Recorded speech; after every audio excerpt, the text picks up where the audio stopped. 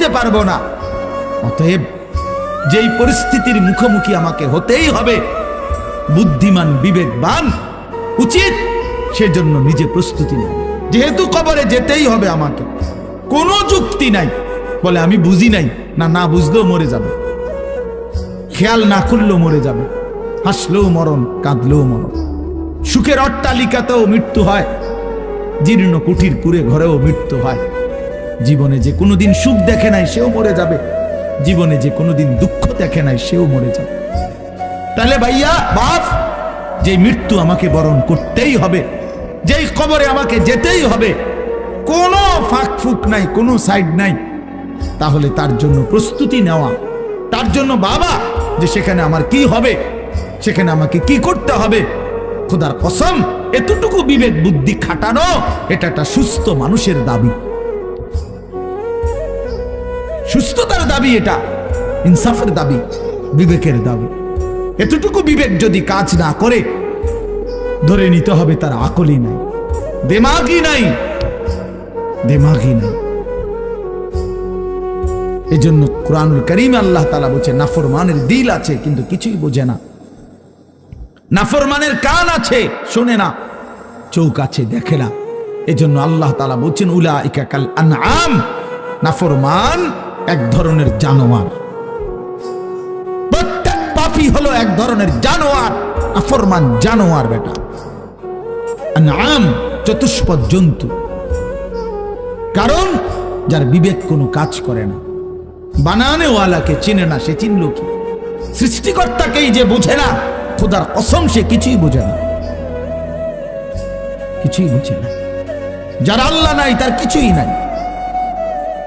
আল্লাহকে হারিয়ে সব পেলেও কিছু পায় হয় না, আল্লাহকে পেয়ে সব হারালেও কিছুই হারায় না। জুতু মেরা তু সব মেরা। আমি এই জন্য অনুরোধ করছি, আলহামদুলিল্লাহ যথেষ্ট বয়ান হয়েছে। আমরা রাত গভীরে ইনসাফের সাথে এই যে কয়জন আমরা বসছি, প্রত্যেকের কাছে আমার কথা এটা, আমরা ভাবা উচিত। ইস্তাফতি কালবাক, নবী সাল্লাল্লাহু আলাইহি ওয়াসাল্লাম বলছেন, তোমার দিলকে প্রশ্ন করো, তোমার বিবেককে জিজ্ঞেস করো। এমনটাই হওয়া উচিত মুসলমান। তোমার বিবেক কি বলে? একটা ছেলে বেনামাজি, তুমি আইসা দাঁড়ায়া বলো, ভাইয়া একটা মিনিট তুমি মাইক ধরে বলো, মুসলমান এমনই হওয়া উচিত। তুমি দোস্ত তোমার ধর্মের ব্যাপারে একটা লাইন বলো, তুমি বলো তোমার ধর্মের ব্যাপারে তুমি এক লাইন বলো। তোমার রাসূলকে এভাবে প্রত্যাখ্যান করা উচিত। কোনদিন তোমার চুল নবী সাহাবী আউলিয়াদের মতো হবে না, কোনদিন তোমার জামা পোশাক নবী সাহাবী আউলিয়াদের মতো হবে না, কোনদিন তোমার চলাফেরা সাজগোজ নবী সাহাবী আউলিয়াদের মতো হবে না কোনদিন।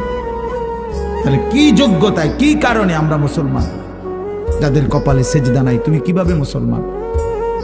যার লেবাসে পোশাকে ইসলামের কোনো চিহ্ন নাই, তুমি কোন যুক্তিতে মুসলমান ভাইয়া? কোন যুক্তিতে মুসলমান? আল্লাহর নবী সাল্লাল্লাহু আলাইহি ওয়াসাল্লাম বলছেন, ফারকু মা বাইনানা ওয়া বাইনাল কুফরি আস-সালাহ। আমাদের মাঝে আর কাফেরের মাঝে পার্থক্য নামাজ। নামাজ মুমিন আর কাফেরের পার্থক্য করে। এটা কি মুসলমান না বেঈমান? এটার প্রমাণের চিহ্ন খোদার কসম ভোটার আইডি কার্ড না, জন্ম নিবন্ধন সনদ নয়, সেজদা। সেজদা এই কপাল দুনিয়ার কোনো কাজে ব্যবহার হয় না, পৃথিবীর কোনো উপার্জনের জন্য কপাল লাগে না। চাকরি, ব্যবসা, ক্ষেত খামার, অটো, সিএনজি, ফসল, দেশ বিদেশ, ভাইয়া ইনসাফের সাথে ভাইবা দেখো, বাবারাও ভেবে দেখেন, এই কপাল কোনো উপার্জনের কাজে ব্যবহার হয় না। উপার্জনের কাজে হাত ব্যবহার হয়, পাও ব্যবহার হয়, মেধা ব্যবহার হয়, যোগ্যতা ব্যবহার হয়। কপাল কোনো কামাই রোজগারের জন্য ব্যবহার হয় না। কপাল রব্বে করিম বানাইছেনই শুধু সেজদার জন্য, শুধু সেজদার জন্য, শুধু সেজদার জন্য, শুধু সেজদার জন্য। এই জন্য যে কপালে সেজদা নাই ওইটা মানুষের বাচ্চা না, যে কপালে সেজদা নাই ওটা মুসলমানের বাচ্চা না, ওটা মানুষের বাচ্চা না। যে জিন্দিগি সেজদাবিহীন জিন্দিগি, ওইটা জন্তু জানোয়ারের জিন্দেগি। কোরআন শরীফে আছে, কোরআন শরীফ স্পষ্ট আছে, সূরা আরাফের মধ্যে আছে। আল্লাহ বলছেন ওয়াত্তাবা হাওয়াহু ফামাসালুহু কামাসালিল কালব। প্রিয় বন্ধু শুনো মিয়া, আল্লাহ বলছে মনের ইচ্ছা মতো যে চলে, মনের চাহিদার যে অনুসরণ করে। কেন নামাজ পড়ো না? তোমার মন চাইছে দেখা পড়ো না। কেন সারা রাত নারী দেখলা, ছবি দেখলা সারা দিন? তোমার মন চাইছে দেখে। কেন তুমি পেশাব পায়খানার পরে ঢিলা কুলুক টয়লেট পেপার পাক পবিত্র ঠিক মতো হও না? কেন? তোমার মন চাইছে দেখে। কেন তোমার জবানে একবারও তোমার মালিকের নাম উচ্চারণ হয় না? তোমার মন চাইছে এই জন্য। তুমি যা ইচ্ছা তাই করতেছ, কেউ তোমারে বাধা দিচ্ছে না। আল্লাহর কসম, আল্লাহ কোরআনে বলছে এই যে মনের ইচ্ছা মতো যে চলে, ওয়াত্তাবা হাওয়াহু, যে তার মনের চাহিদার অনুসরণ করে, ফামাসালুহু কামাসালিল কালব, আল্লাহ বলে তার উদাহরণ হলো, তার দৃষ্টান্ত হলো কুত্তার মতো, কুত্তার মতো, কুত্তার মতো, কুত্তার মতো, কুত্তার মতো। এটা ওই জিন্দেগি কুত্তার জিন্দেগি, ওই জিন্দেগি কুত্তার জিন্দেগি, যে জিন্দেগিতে তার মালিকের গোলামি নাই। এজন্য মনে রাখো, যাদের কপালে ছেলেরা সিজদা নাই, তোর জিন্দেগি কুত্তার জিন্দেগি, মনে রাখিস। আমার নাম মনে রাখিস, আমি বলছি, আমার নাম আনিসুর রহমান, আমার নাম মনে রাখো।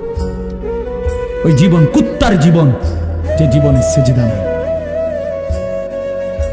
ওই জিন্দেগি জানোয়ারের জীবন, যে জীবনে মালিকের গোলামি নাই, আল্লাহর নাফরমানি চেয়েছি। কেন সিজদা দিবা না? তুমি মানুষ না? তুমি জানোয়ার? তুমি কুকুর? তুমি বিড়াল?